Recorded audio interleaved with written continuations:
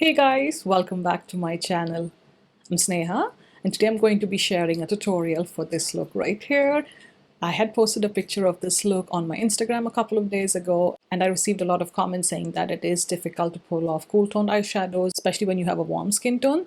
So I really hope this video is helpful to those of you who had asked for it. I personally consider grays to be one of the more flattering cool toned eyeshadows. I feel like a lot of people can pull off grays. It just depends on the depth and the intensity of the gray eyeshadow. So for example, I am going to be using the Viseart Theory palette in the shade Chroma for this look, and I have used all 6 shades to create this look. But say you're of a lighter skin tone, you can possibly focus on these 3 shades and maybe use this as your deepening shade, but stay away maybe from these 2. Whereas if you're of a deeper skin tone, maybe you want to skip these 2 and maybe focus on these 4 shades. So therefore the depth and the intensity is much more and it's more proportional to your skin tone, if that makes sense. And since I am in between, I just ended up using all of these shades. So let's get into the tutorial. So I've already primed my eyes with the NARS Eye Primer. And for my eyeshadow, I'll be using the Viseart Theory palette in the shade Chroma. So as you can see, it has 3 matte shades ranging from white to a grey brown to a black.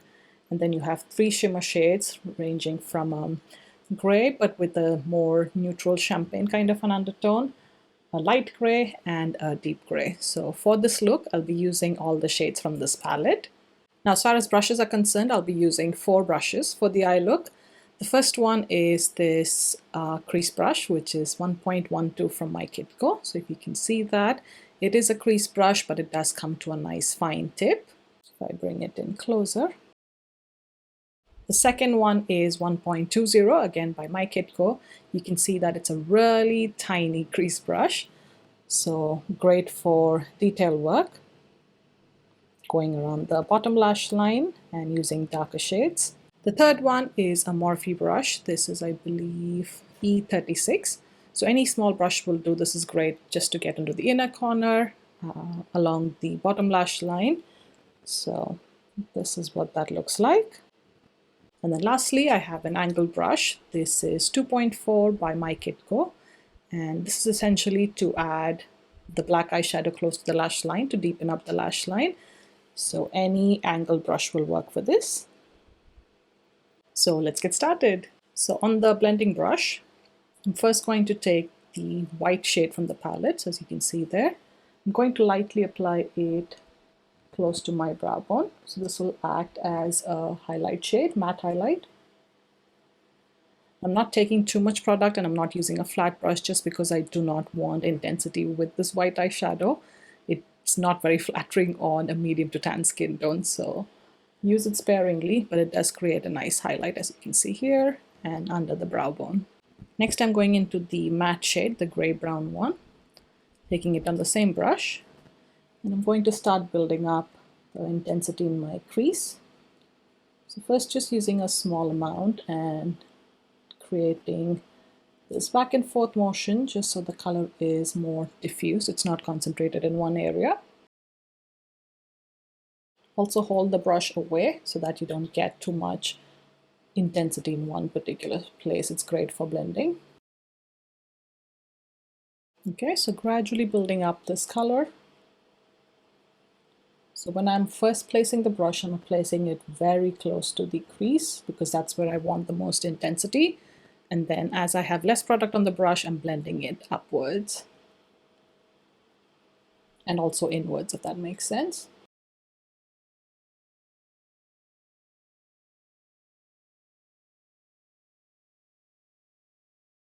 Okay, just blending it up towards the white eyeshadow. Just gradually going to build up the intensity very close to my crease, just above it. This is why I absolutely love the shade. It's because it's such a deep shade, but still has the brown tone to it. So it's not completely gray, if that makes sense. So I absolutely love that. We will be going back into the crease with the black eyeshadow to deepen, but for now I'm happy with the intensity of this gray shade. Next, switching brushes and using the smaller crease brush, going back in with that same shade and applying it to the lower maybe 1/3 of the lower lash line.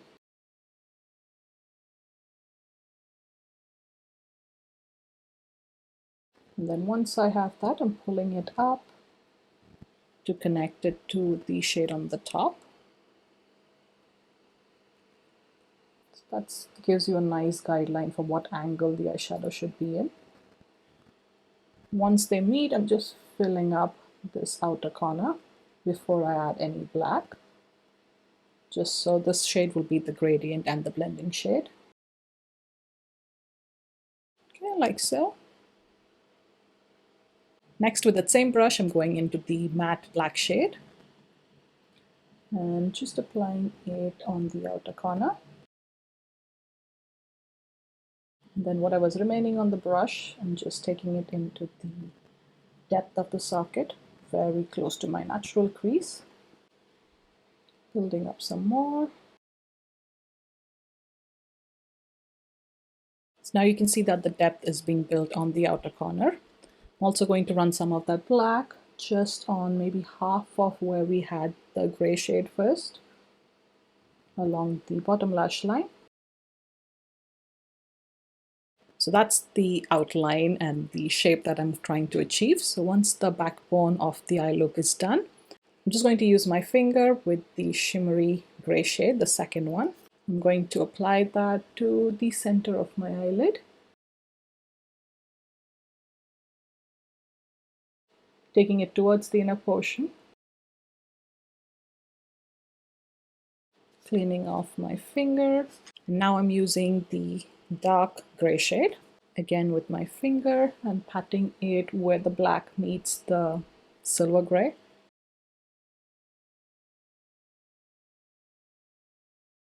Like so.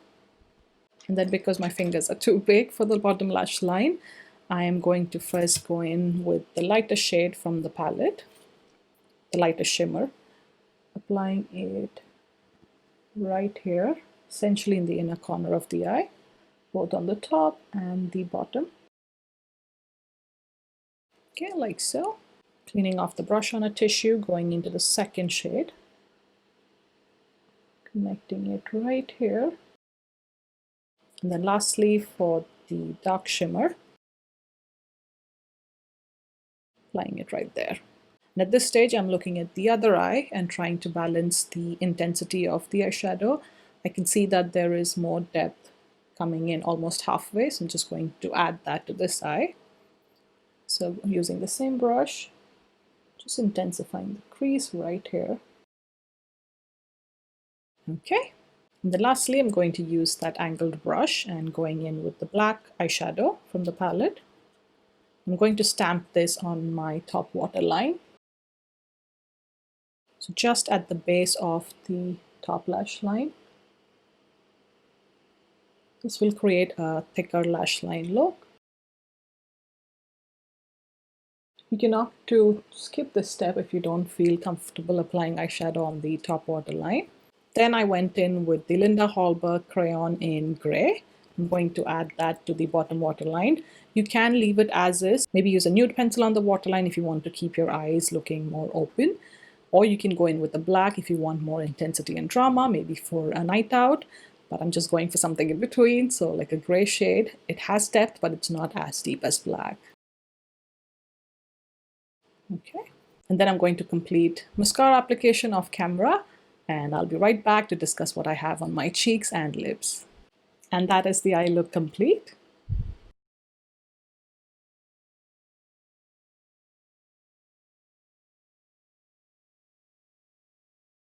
On my cheeks, I have the Danessa Myricks Vision Flush. This is like a liquid blush, and this is in the shade Bread and Butter. So as you can see from this window, it's like a nice light to medium cool toned pink kind of a blush. And then as my face highlight, I have a more silver based highlight compared to gold ones, such as Becca Champagne Pop. So that's a very gold based highlighter, so I would stay away from those. The one I have on today is by Beauty Pie. This is the Pro Glow Strobing Drops in the shade Illuminati. So in the bottle it looks quite warm, but I'll show you. So that's one drop of the highlight. can see that as I blend it out, it's more silver based compared to gold.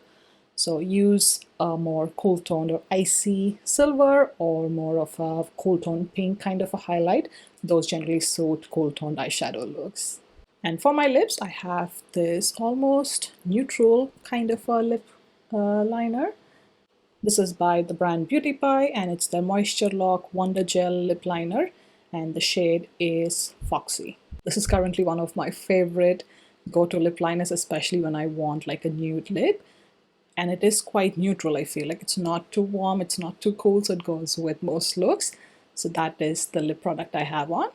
And I do want to add a little bit of gloss to this look, so I'm going in with this sample of a YSL volupté lip gloss. I will list it in the description box below. But this is definitely one of my favorite non-sticky kind of a gloss. And that's it. That finishes this makeup look.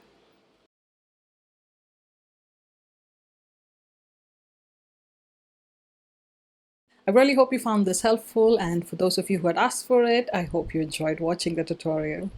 Thank you so much for watching, and I'll see you in my next one. Bye!